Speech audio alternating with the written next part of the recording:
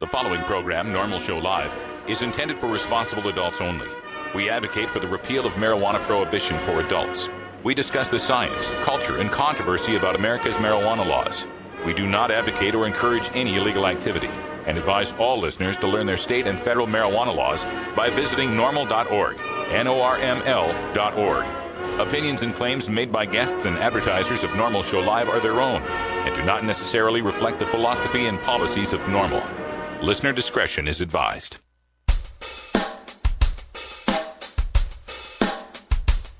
You take a seed, you plant it, you grow it, you dry it, you roll it, you smoke it.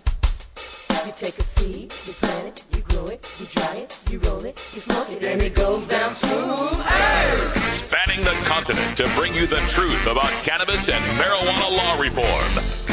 I smoke pot and I like it a lot. From the promise of legalization. And I think we need to rethink and decriminalize our marijuana laws. To the agony of prohibition. One major responsibility is to encourage people to use less drugs. The National Organization for the Reform of Marijuana Laws presents NORML Show Live, Marijuana Nation.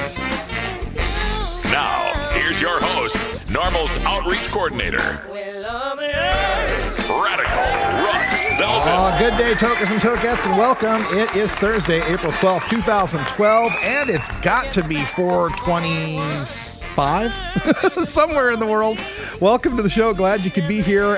Glad I could get the microphone button turned on, and I want to let you know that we just started the show late just for Swift Shauna, just so she could get and see the show. Joining us here in the studio, we've got Wiz Kaliko hanging out on camera too. How you doing, Kaliko? Aloha, quite well. Glad to be here. Hope you don't mind if I cut the intro short, but we're a little short on time. By all means, on today's friend. show, we've got all sorts of great stuff. I've got Cops Say Legalized Drugs segment today. Diane Goldstein from LEAP is going to join us. She's a retired lieutenant commander from the Redondo Beach Police Department. She'll talk about her experiences in the war on drugs. I'm going to bring back our interview with Kevin Booth, his talking about American Drug War II, because I'm going down to Willamette University in Salem later tonight to film him and talk to him live as he's showing clips, unedited clips, raw footage from his new movie, American Drug War II. So I wanted to remind folks about Kevin Booth. We'll play that interview at the bottom of the hour. Also at 20 after, we got your Groovin' Thursday music coming up. So today I'm going to bring you some local funk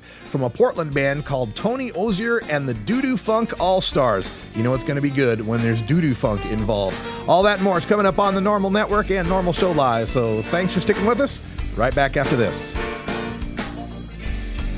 You're listening to NORML Show Live, the voice of the marijuana nation. Hi, I'm Radical Russ. One of the best things about marijuana is the wonderful aroma. But when you travel a lot like I do, that aroma becomes a suspicious smell. That's why I endorse stealth-products.com, the leaders in smell-proof containers. From smell-proof vacuum bags to smell-proof backpacks and duffel bags, all the way to smell-proof digital safes, stealth-products.com has you covered.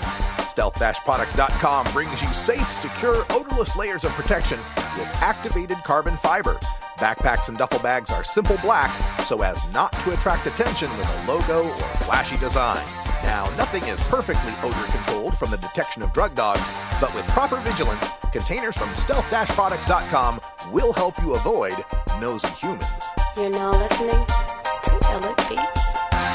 Stealth-products.com. Stealth-products.com. Russ Belville.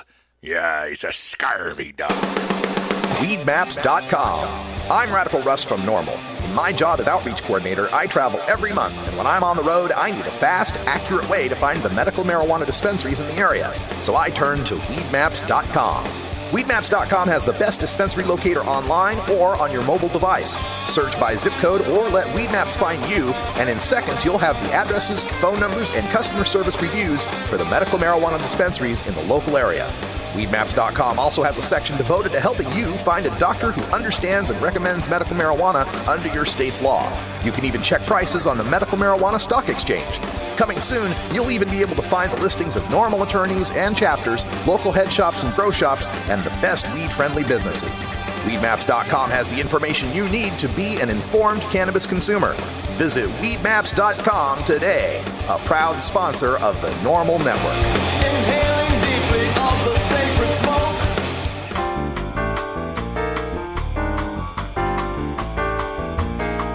Medical marijuana, industrial hemp, consumer cannabis. It's time for this week's NORML News with Cannabis Carey. Cannabis Carey couldn't be with us today, so I'm Radical Russ here with your NORML News. The Board of Supervisors for the Nevada County, California, is proposing a new urgency ordinance adding Article 5 to Chapter 4 of the Nevada County General Code regarding medical marijuana cultivation. This was forwarded to me by some of my contacts in California, and I just wanted to take this opportunity to show you some of the things that are proposed in here and for people to be ready for this in their counties all across California and in the other medical marijuana states. In Hour 2 today on Toker Talk Radio, I'm going to be doing a run-through of a presentation I'm doing at the Medical Cannabis Cup in Denver entitled The Box Canyon 2012, and it's a follow-up on a philosophical presentation I've given called The Box Canyon, which theorizes that our continued pursuit of medical marijuana perfection is going to lead us into a box canyon where the only kind of marijuana we get will be medical, and soon pharmaceuticalization will come, and that medical marijuana will become pharmaceutical marijuana. We'll talk about that in Hour 2, but I just wanted to cover this Nevada County ordinance to show you what they're proposing, what they're trying to do to restrict the rights of people to cultivate their own cannabis medicine. One of the paragraphs here in the preludes is trying to set the stage of why this is an urgent need. They say marijuana growers can achieve high plant yield because of the county's favorable growing conditions, between 1/2 pound to 2 pounds per plant. So they're trying to set the stage that we're growing tons and tons of medicine, and it has this huge, $2,000 to $5,000 value per pound. They also make a point of saying cultivation of any amount of marijuana at locations or premises within 600 feet of schools, school bus stops, school evacuation sites, churches, parks, child care centers, or youth-oriented facilities creates unique risks that the marijuana plants may be observed by juveniles and therefore be especially vulnerable to theft or recreational consumption by juveniles. In other words, we got to keep the weed 600 feet away from anywhere a kid might be because they might see it, and then they might steal it, and then they might smoke it. I don't know why 600 feet is the magic number that keeps kids away, but that's what they're proposing in Nevada County. Also, they're trying to posit that in 2011, Nevada County has experienced a dramatic increase in citizen complaints regarding the odor, threats to public safety, and other nuisances that unregulated cultivation sites can create.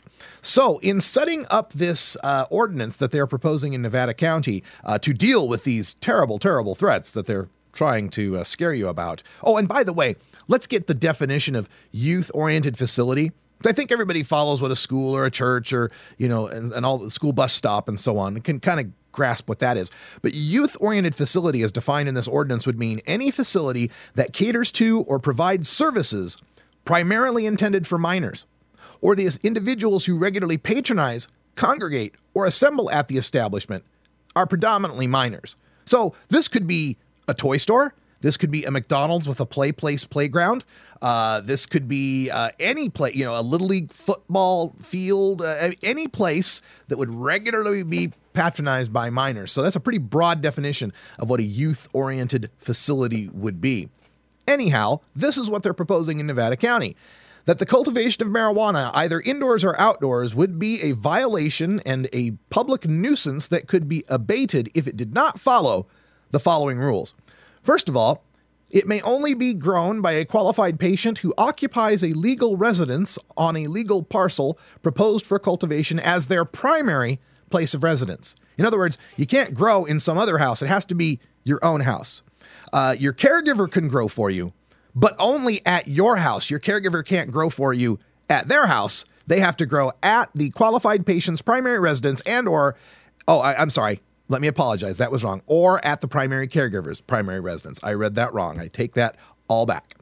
Cultivation within a residence or any other structure lawfully used or intended for human occupancy is prohibited.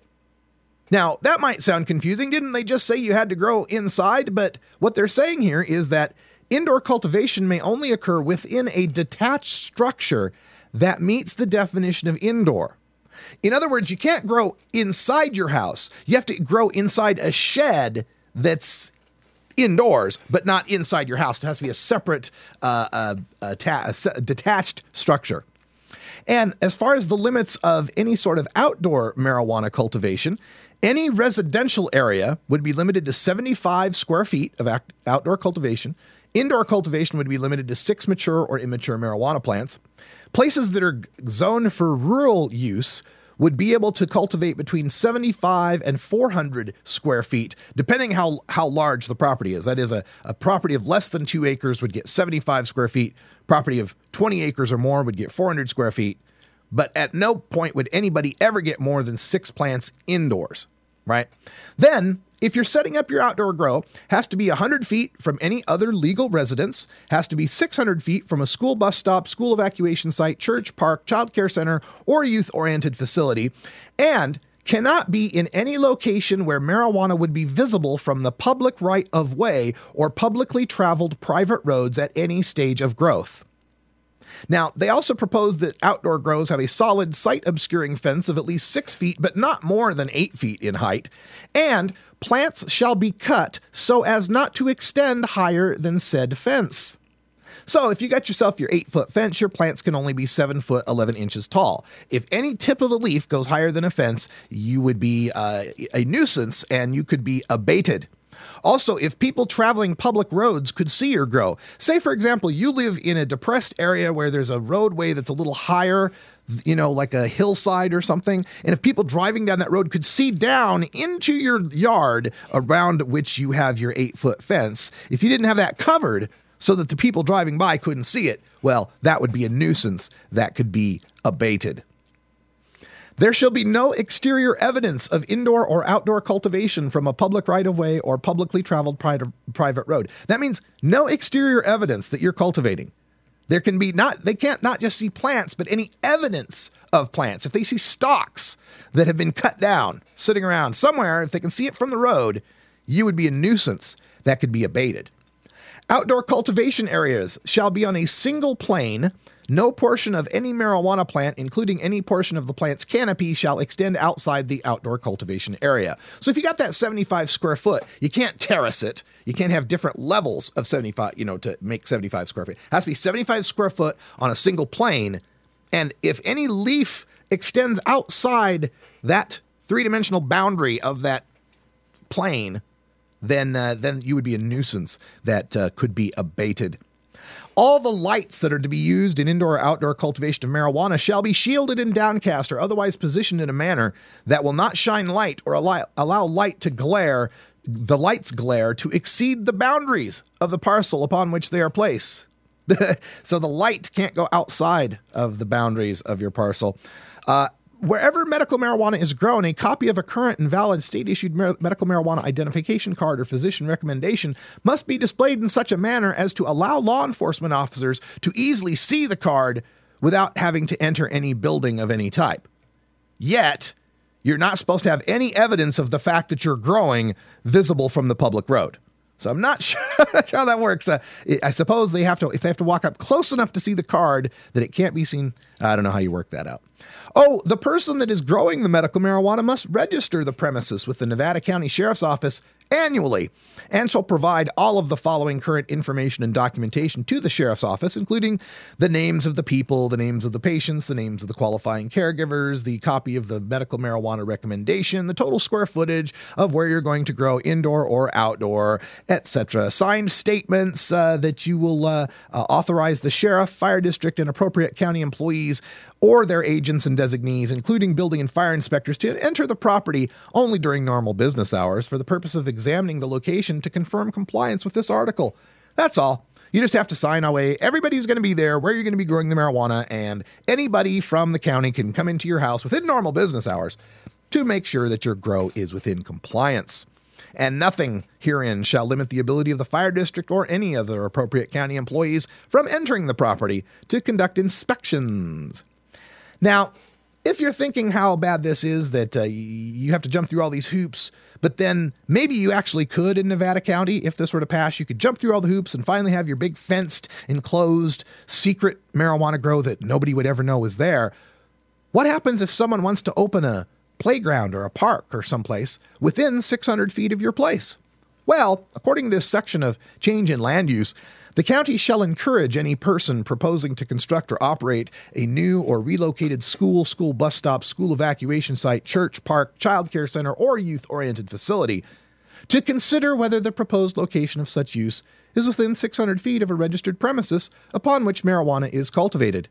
Upon request, the sheriff's office shall inform any person proposing to construct or operate a new or relocated school, school bus stop, school evacuation site, church, park, child care center, or youth-oriented facility regarding whether there is a registered premises upon which marijuana is cultivated within 600 feet of the proposed location of such use. So they're going to tell these people that you're growing if you're within 600 feet of where they're going to set up their school or their bus stop or their park. And it's up to them whether or not they're going to set up there anyway and force you to have to stop growing your medical marijuana in Nevada County if this ordinance passes. Now, normally I do more than one news story, but I just felt like really digging into that, and as Blunston would say, getting into break it down Belleville mode. We're going to take a break. Be right back. It's 20 after the hour, and we have to take a short break, if you know what I mean. Please support these sponsors who support NORML Show Live. We'll get to the rest of those news stories in Hour 2. Toker Talk Radio, join us for Hour 2, and we'll cover the Rescara vote, a Hawaii cop with medical marijuana, Massachusetts Martha Coakley on medical marijuana, and George Will's latest column on legalization. So stay tuned for Hour 2. The law offices of Omar Figueroa would like to remind you to stand up for your rights. Please do not give up your precious liberties.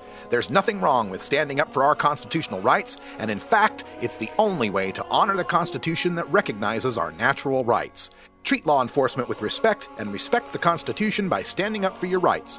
If you are detained or arrested, stand up for your rights by repeating, "I respectfully invoke all my legal and constitutional rights. I do not consent to any search and seizure. I want to remain silent, and I want to speak to my attorney, Omar Figueroa." Omar Figueroa has more than a decade of experience in federal and California courts and graduated from Yale University, Stanford Law School, and Trial Lawyers College. Please contact the law offices of Omar Figueroa at 415-489-0420 or 707-829-0215. or on the web at www.omarfigueroa.com.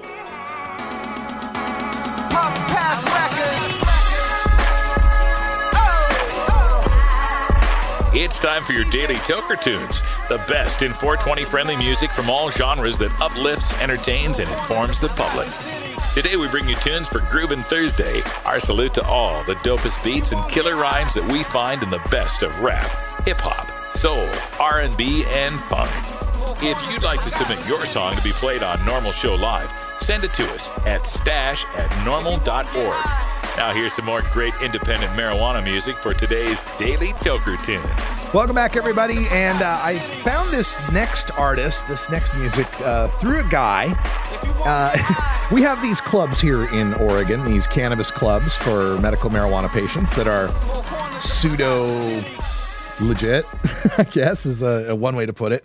And this one cat was working there as a bud tender, and we got to talking about music and funk, and he talked about how he's in a group called Tony Ozier and the Doo Doo Funk All-Stars. And they play a regular jam session here and also play funk with a lot of clubs around here in Portland, Oregon. So he hit me onto the group, gave me their CD, and I've been playing one of the songs from this CD. It's a song that features Bootsy Collins. Bootzilla, baby! And I just love this stuff. So I'm going to bring out another track from Tony Ozier and the Doo Doo Funk All-Stars. This track is called Swagger. Let's get it on.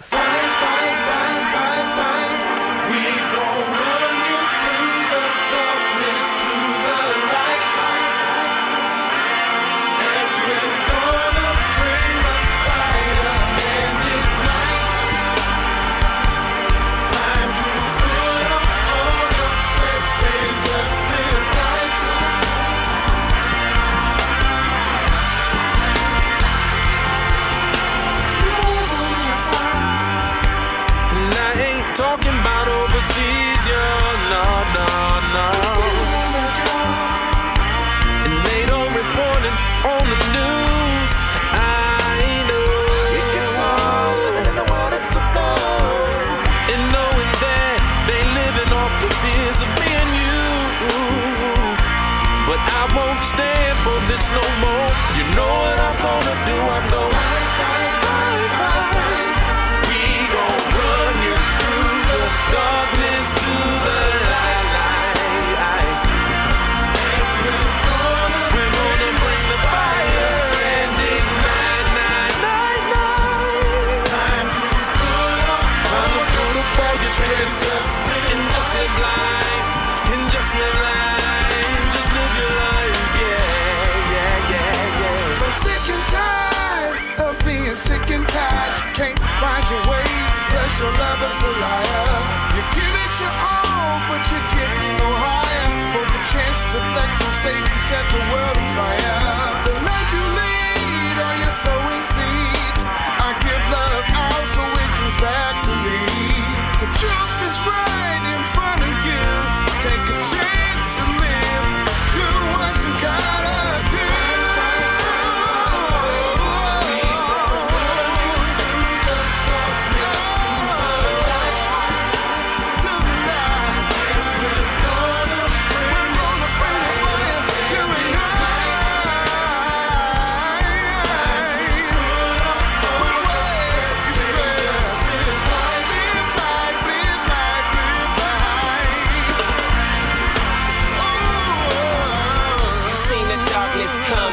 To the light we go, soldiers march for the people, people rally, you know.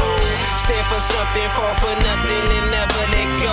Fight for your right to fight, believe for what you hold. From the bottom of the chain we came, on our own 2 feet we rose. From the concrete, yes we bloom, stop and pray and then resume. Like a load and boom, boom, boom. Fist raised like a panther do, all black down to my roots. Lift a brother up, cut him off that move.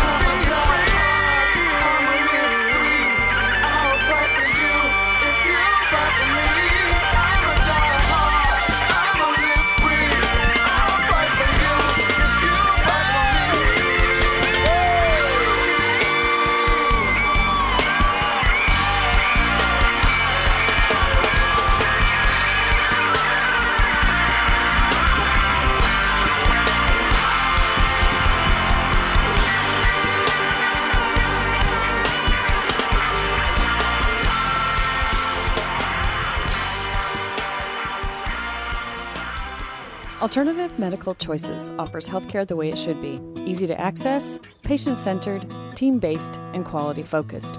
We offer a variety of natural, affordable healthcare treatment options like primary care, group acupuncture, massage, and assistance with OMP registration. As a patient, you will have a team of experts working with you to make you the best you can be. Call Alternative Medical Choices at 503-288-5579 or check us out on the web at altmedchoices.com. Most of us pirates, we go on vacation to North Dakota, you know, because they've got a town called Argusville. Har, har, har, har. What are you smoking there, boy?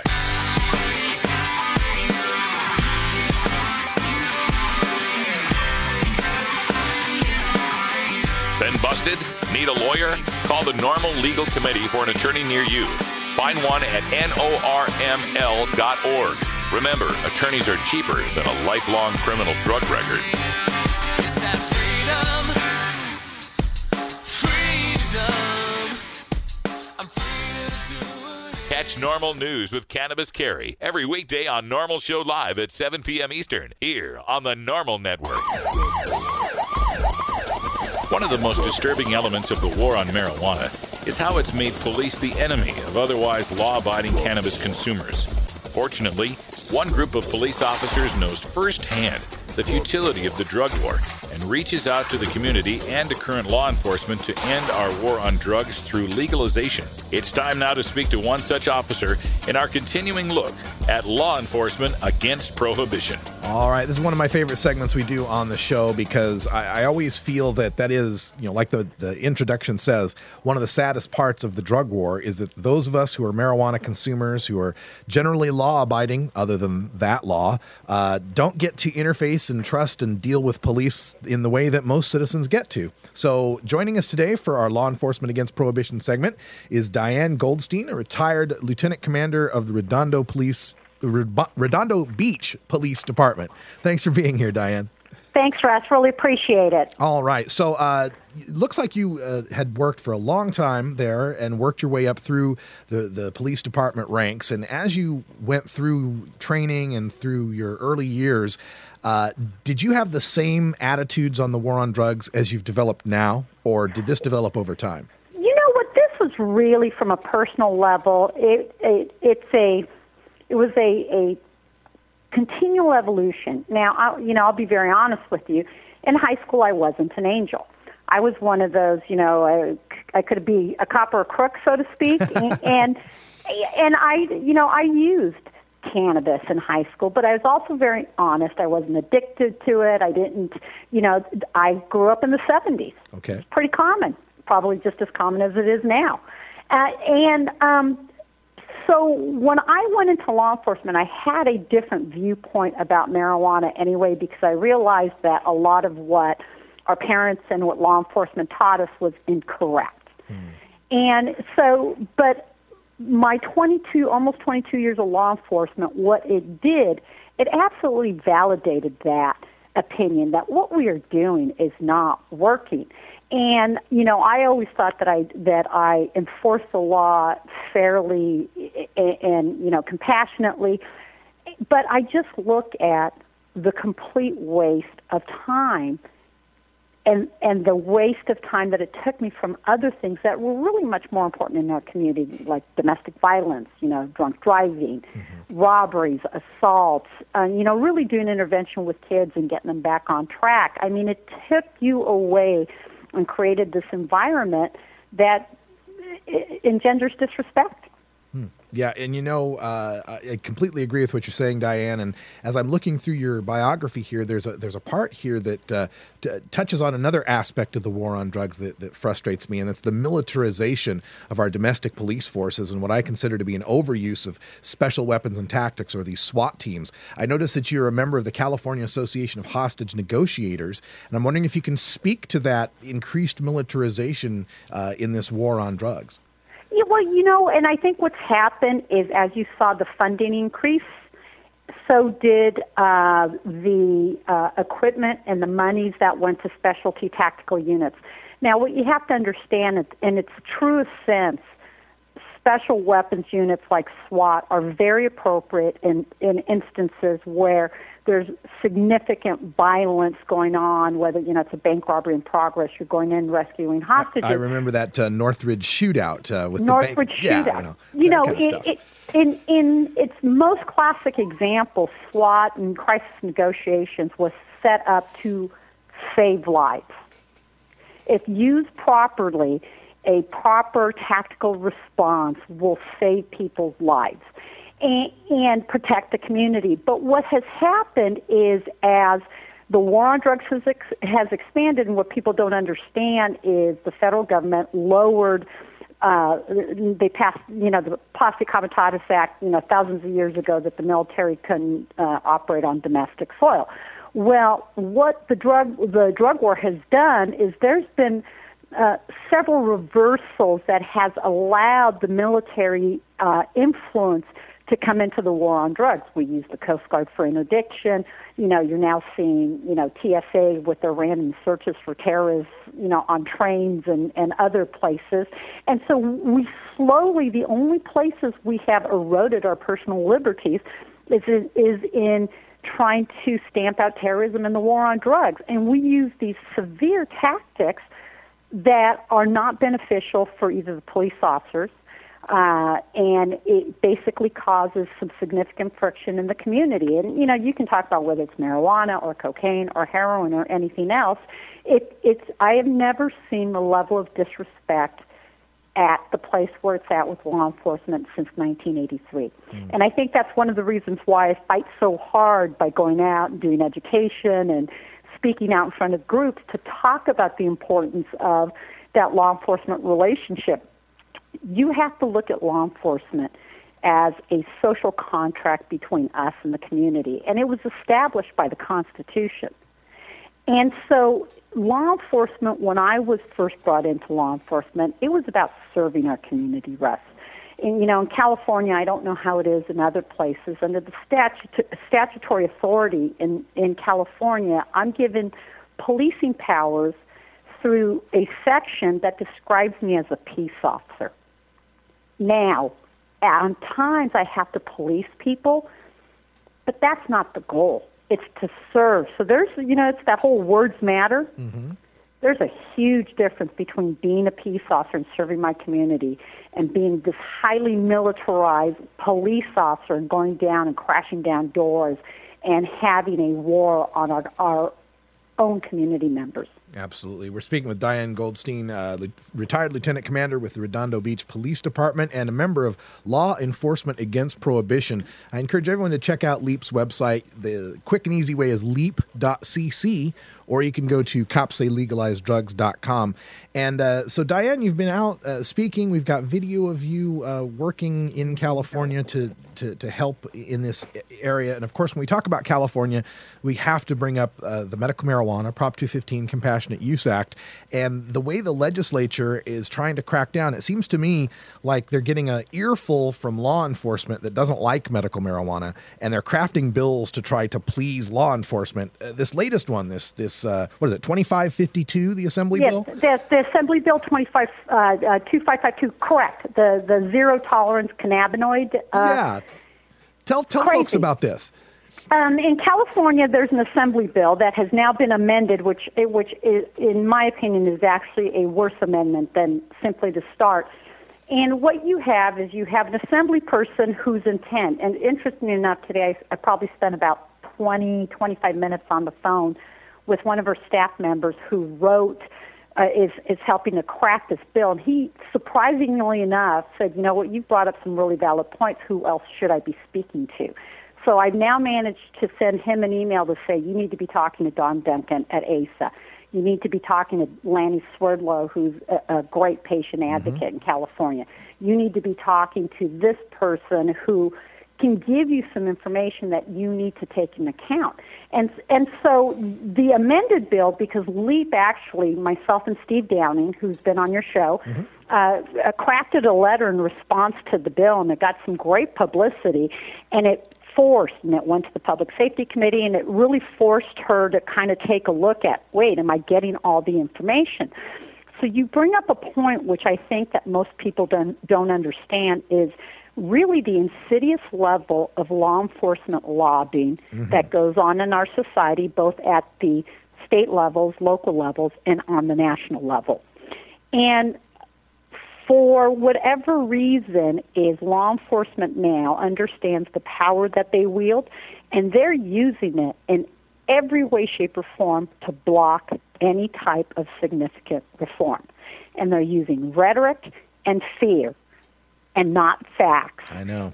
And that's kind of one of my battles is LEAP is in California is starting to get much more involved in the legislative process and to speak out and to contact people to say, look, there's other voices out there that you need to be listening to. And, you know, whether we want to agree or disagree about Occupy Wall Street, one of the things that they raise, which is so important in our society, is that lobbying at any level is what is ruining our country. And law enforcement lobbying, I believe, is much more insidious because they were placed like the military in the executive branch for a particular reason. They're not supposed to legislate laws. Right. Whatever happened to, we don't make the laws, we just enforce them. Correct. But yet they go back to, which is the interesting part, because right now law enforcement is talking out of both sides of their mouth. because I was up in Sacramento listening to Benjamin Wagner, the one of the federal AGs that has initiated this crackdown in California. You know, they have the Big Four, and that was his response. We don't make the law, we just enforce it. And that's all we're doing. And I'm sitting there like just crazy making, you know, and Stephen Downing got up and asked a good and valid question. You know, what's the metric of success? And his metric of success was, well, you know, the next thing we're doing is methamphetamine. I mean, there's no metric of success. We're on automatic pilot right now, and nobody wants to raise their hand and say, hey, it's not working. Or at least the politicians and the law enforcement leaders don't, because they have too much at stake. Yeah, it's so true, Diane. And we got to wrap things up for this interview, but I do want to give folks a chance to learn more about LEAP, Law Enforcement Against Prohibition. It's at leap.cc. Diane, will you be out speaking in public or at any of the cannabis events where people might get a chance to hear you live? You know what? It's funny you should say that. It appears that I just got an invitation for this summer. There's going to be KushCon down in Anaheim. I'll be speaking, and I don't have the date yet, but it's going to be at Alliant University in Los Angeles at the presidential series. And so I do get around a lot, try to get a lot of radio interviews and stuff. But, you know, go to the website, www.leap.cc. Any speaking engagements I'm at normally are posted there. But what I wanted to say is I watched your debate with Kevin Sabat. Ah, yes. And I loved it. Well, thank you. Thank you so much, Diane. You know, so, you know, please feel free to have me back on the show whenever you want, Russ. I will be glad to, and I thank you for being here. And the next time we get you on, we'll talk more about this hostage negotiation stuff and the high end of policing here. But we gotta call it a day for now. So thank you, Diane, for joining us. We appreciate it. Not a problem, Russ. We'll talk soon. All right. Diane Goldstein, retired lieutenant commander from the Redondo Beach Police Department with Law Enforcement Against Prohibition. When we come back, Kevin Booth from American Drug War II. You're listening to NORML Show Live. You're listening to NORML Show Live, the voice of the marijuana nation. Hey, this is Sub Cool from Team Green Avenger Seeds, TGAgenetics.com, and you're listening to NORML Show Live. Ever wonder how often to change your bong water? The most effective method for baking pot brownies? The best destinations for a ganja getaway? How to hide herb in your car? Whether to grow your own? How precisely to legalize it? Or how something as wonderful as marijuana ever got to be illegal in the first place? Finally, you can find all these answers and much more in the official High Times Pot Smoker's Handbook, featuring 420 things to do when you're stoned. Since 1974, High Times magazine has covered marijuana in all its aspects and wonders, from cultivation to legalization to the herb's enduring and exalted place in popular culture. Packed with inside information, the official High Times Pot Smoker's Handbook rolls all of this collected wisdom together into a single indispensable ganja guide, including an entertaining look at marijuana's history, profiles of herb-friendly travel destinations and festivals, favorite potluck recipes from the High Times staff, smoking skills, advocacy and activism, essential marijuana movies and songs, profiles of famous cannabis strains, comprehensive growing information, celebrity endorsements, and much more.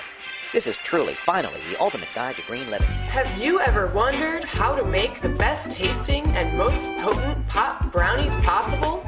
Do you consistently seek out recipes that will elevate your marijuana-infused cuisine to the highest levels imaginable?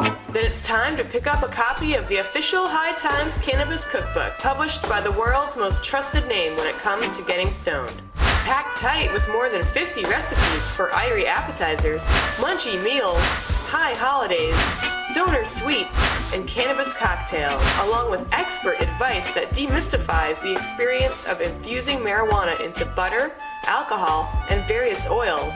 This book will get you cooking with grass in no time, with special treats inspired by Willie Nelson, Snoop Dogg, and Cheech and Chong, plus all the info you need to stay safe when making and consuming edibles.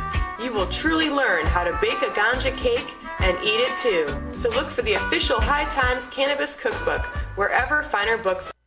All right, folks, we're glad to be sitting here and talking with Kevin Booth, American filmmaker. You may know him from his great documentary, American Drug War, The Last White Hope. Kevin, how you doing?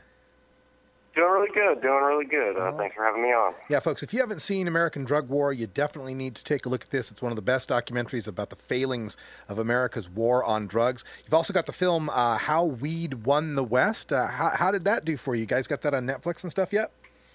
Yeah, we've got the video on demand with that one, and it was a little bit more of a quickie, lighthearted film, and it's funny now looking back. We ended on the famous last words of saying, marijuana's legal, woohoo, we can all party, and ever since then.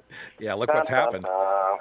Yeah, especially just today, if you heard about what happened in Oakland today. Yeah, that's right. We've been reporting on the Oaksterdam raids, and we spoke with Dale Sky Jones from the university, and she's commenting on that. Still information that's coming out today, and we'll get all that to the people. But yeah, you're right. I mean, this is a full-out war in California. Obama administration clamping down hard. The next film you've got coming up here, American Drug War 2. This is what we've got you on the line here to talk about. We've got some screenings of this coming up. Tell folks about American Drug War 2. Does it just take off from where the last one left off? Right. Well, it's actually what I'm doing is the film is not finished yet. I've been out there on the field filming. We just got back from filming in Juarez, Mexico. Oh, wow. We've been filming in Colorado. We've got just a huge slew of amazing experts in this thing. And what I'm doing is I've got these lectures. I do like these lecture screenings at universities, and it enables me to almost edit the movie live in front of an audience. I go in front of the audience, and I've got all these pieces of the movie that I film, and I can actually feel the live audience. So if you want to have input on the way that American Drug War 2 is edited and put together, come out to these shows, because it's really the way the audience reacts.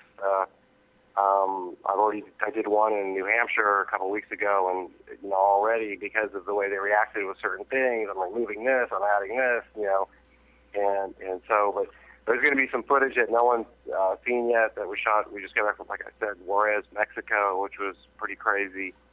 When we were there, the cartels were killing one police officer a day, and we got taken into what was considered the most dangerous neighborhood in the world. In the very back, the entire neighborhood is just built on rubble and on giant trash dumps. And this is important. A lot of people in the marijuana movement may be saying, like, well, what does this have to do with us? Well, it has everything to do, because Juarez is really, what's going to happen to everybody if the war on drugs doesn't end. Yeah. Juarez this is basically, going to be the future if the drug war doesn't end. And so it is important to look at Juarez and what we're doing to these people with our failed policy, because it's really reprehensible. I went in this neighborhood, all these young kids join this gang called the Aztecs, and the cartels come in there to recruit these kids, and they pay them upwards of $40 to commit murder. Wow. Jeez. And so for about $40, you can hire someone to kill somebody in Juarez. We're speaking with Kevin Booth, director of American Drug War, and now American Drug War 2, that is being edited as we as you travel around speaking about it. And we wanted to let people know that there will be a screening and a lecture taking place tomorrow, Wednesday, April 4th, 2 o'clock at the University of Pittsburgh. And then you're off to Boston the next day on Thursday, April 5th, 8 o'clock at night at Tufts University in Boston. How has this tour been going? You got more dates coming up after this? I think I've got Portland, Oregon, or I always forget how to pronounce it. Willamette. Willamette. You live in Portland. Yeah. Willamette. God, I always miss Willamette. I'll be in Willamette, I believe. Oh my gosh, I have this in front of me. I believe April 12th in Willamette. Yeah, definitely. And that'll be an all-day deal. I think I'm going to introduce American Drug War real early in the day. If they're going to play the film, I'm going to come back, and then I'm going to do the lecture that I'm doing at these places. So it's going to be like a 6-hour show or something. It'll be crazy. We'll definitely have to come out for that if you're at Willamette University. That's real close to us. We'd love to get a chance to meet you, get you on video. That would be fantastic. Perfect. All right, April 12th here in the Portland area. And Kevin, as you do this, this is also on Facebook if people want to get connected that way. What's the Facebook address for them? Well, you know what? Just go find me, Kevin Booth, on Facebook, and through there. I mean, you could just search your way into it. I don't know the exact address. Is there information? Go to sacredcow.com. That's what I was going to say. Sacredcow.com. Yeah, go to sacredcow.com, and on there I've got posters for each show. You can always keep up with whatever I'm doing at sacredcow.com. And from there, you can find your way to like RSVP pages or wherever you need to find yourself. Excellent. Now, Kevin, when you were shooting down there in Juarez, you reported on the police being assassinated, one per day. We actually reported on that story and how they had to move the entire Juarez police force into a hotel to keep them protected. Did you fear for your life while you were shooting these in Juarez? While I was shooting, I was shooting. No, they were shooting. I was hiding. Yeah. But it's really dumb here. We actually hired private security, so it's crazy because what you find out is that you can't hire the police, because if you hire the police are all bought and paid for by the cartels. So you have to hire private security, and hopefully they're not corrupt. So you just hope that you didn't hire a private security firm that's going to sit there and go, oh, well, this guy from the cartel is going to offer me more than what you're paying for, for your ransom. So, we actually had armed escort the whole time. We had like this really hot, skinny girl with like a giant gun, like walking around. She looked like Secret Service. She was all Sarah Palin looking, and it's hard to explain. Wow. But she drove us around the city. But she was with this private security firm. You'll see it in the film. Now, yeah, definitely. I was only over there for so long, and I'm such an idiot. I go the first day I go walking over there with my camera just rolling, and walk up to the guys with machine guns, and I'm like, hey, is it okay if I interview y'all? What do you think? And they're just like, dude, you got to be kidding me. And of course, they're all like, it's like 100 miles an hour. And yeah. I'm sure Gringo Loco came into that conversation somewhere along the line. Yeah, after a while, and I got back. But the people that were the meanest to me, actually, the biggest jerks for the whole trip were the American Homeland Security. They're the ones that ended up yelling at me over and over again because, I kept going through the security checkpoint on the way back, and I would think I was so slick by just, having my camera around my neck with it on and running. And they're just like, dude, we're not that stupid. And I'd be like, oh, really? You're not? Really? Oh, wow. We're speaking with Kevin Booth from Sacred Cow Productions, sacredcow.com for information on this new movie, American Drug War 2. What else do you have included other than the Juarez stuff in this new movie? What are we going to see? Oh, well, yeah, that's just one little fraction. I mean, we're getting all into the cutting-edge cancer research. We've got Dr. Courtney, Dr. Abrams. We just got back from Colorado filming Cannabis Science with Dr. Robert Melamede. They're going to be in the film. We've got the thing about all the research going on in CBDs and juicing the plant, and the Rick Simpson oil, and basically the fact that, that our own government bought the patent to cannabinoids and medical marijuana back in 2003. So while they're raiding everybody in Amsterdam today, they themselves are already working with pharmaceutical companies, knowing that it is real medicine. And the real story is that curing cancer would destroy $1 trillion a year industry, and our government has no desire to ever cure cancer, and that's why you're being thrown in jail. Mm-hmm. Yeah, you so much truth there, and it does get pretty scary when you start to peel away the layers of the drug war onion, and you find that it really is that cynical. It's about protecting profits, about protecting entrenched industries, and it puts the government in the position of being the hired thug that keeps the mafia money flowing, if you want to use that kind of metaphor. It's just the way we're being it's the smash and grab robberies that we get in California with the DEA, where they bust up someone's business but they never charge anyone with any crime. It just smacks of mafiosos and thuggery. It's sad our country has come to this position, don't you think? And I think, and another thing that's coming out of this too is people should look up cnhemp.com. I believe that's the right URL, but people need to know that China is now racing ahead of the United States in hemp production and CBD research and all the things that, we should be and are supposed to be doing here in the United States. So, we just filmed, we did a chapter about industrialized hemp, and we were at Dr. Bronner's soap factory. It's run by his grandson. It's a famous soap maker. Have you ever heard of Dr. Bronner's Magic Soap? Oh, yeah. Well, yeah, we've got some right here in the house. There you go. Yeah, so we went to the factory there, and they're a huge consumer of hemp oil. And, you know, he has to buy his hemp oil from Canada.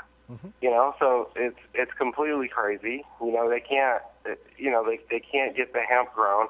And he gave me a briefcase made out of hemp. That's amazing. You know, they're building, I believe Mercedes-Benz and other companies are using hemp to create these incredible composite materials, almost like fiberglass, but it's even stronger than fiberglass when you smash on it. You know, conservative, even redneckish Americans who have been against marijuana all this time need to know that, well, China is taking over this industry if we don't, do something here. Yeah. There's so much about it. You know, there's so many different industries that are fighting to maintain the status quo, and that fight means, you know, throwing good people in jail and letting Mexico get slaughtered down there. It's just obscene, and I'm glad you've got this movie, American Drug War 2, that's going to shine a light on a lot of this and inform the people, like you say, those people that aren't paying too close attention. Maybe they'll see this or they're flipping through the Netflix or they see it on TV somewhere, and we get some more information out to the people. Just try to wake up people one person at a time. You know, that's all you can do. Absolutely. Well, Kevin Booth, thank you so much. There's also there's one little chapter here. We'll squeeze this in about the foster system. My wife and I recently entered into the foster system. We didn't have children of our own, and we learned after getting into this that 90% of all children in the foster system are on powerful pharmaceutical drugs. Mm-hmm. And so, you know, this isn't every case example, but there's actual cases out there where someone's children has been taken away from them because they're only using marijuana. And then the government takes your children, puts them in a home with some crazy people, and then puts them on Adderall. I mean, all these foster kids, they're all on Adderall, they're all on antidepressants. You know, it's just unbelievable. And they're just drugging these children. I mean, this young girl we were taking care of, she came to us with court orders. Like, if we broke these orders, she would have been taken away from us, where it's basically, you know, at 6 in the morning, you give her speed, and at 6 at night, you give her a tranquilizer. Jeez. And this is like a 12-year-old, you know, little girl who, did nothing except for the fact that her mom screwed up and went to jail for a couple years. That was her crime. Reprehensible. There's, again, like I said, so many different angles in this, so many terrible obscenities committed in the name of this war on drugs. Oh my God.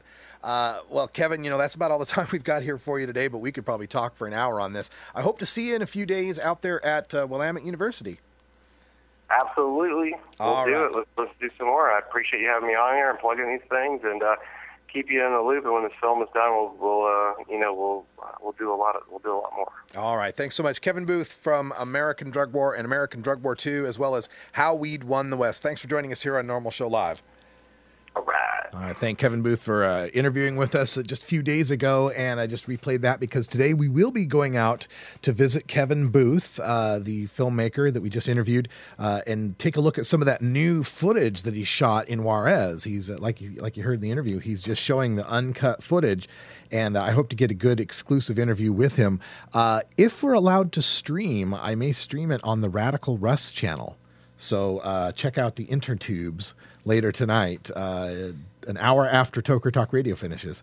And if I can, I will stream what I can for you guys, and you can see Kevin Booth out there at Willamette University. And if I can't, I'll just record it.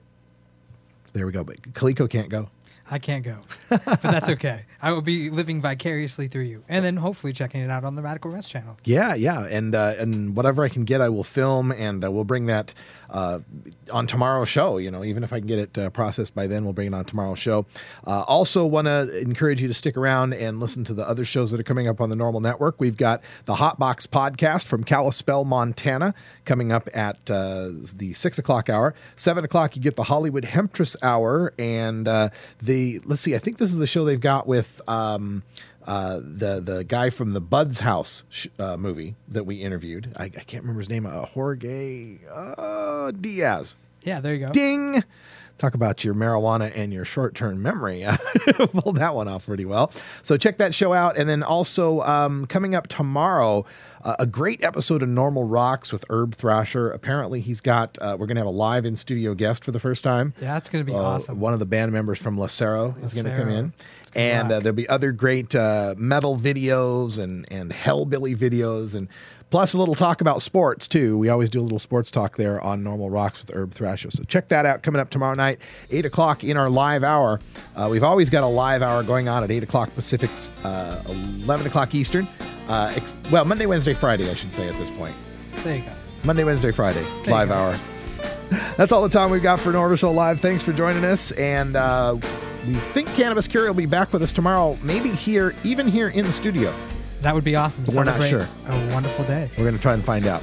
And also, we will have some Rockin' Friday for you tomorrow on tomorrow's show and plenty more. Next week, I'm headed out to San Antonio and to Denver and to Tucson and a whole bunch of other places. So stay tuned for schedule updates as far as what we're going to do with all the live shows and NORML Show Live and Toku Talk Radio, which I'll be bringing to you from the road. It'll be a lot of fun.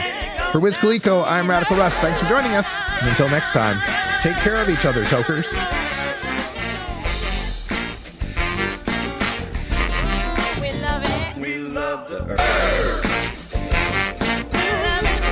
This is NORML Show Live, the voice of the Marijuana Nation. Take it on one more time. You take a seed, you plant it, you grow it, you dry it, you roll it, you smoke it.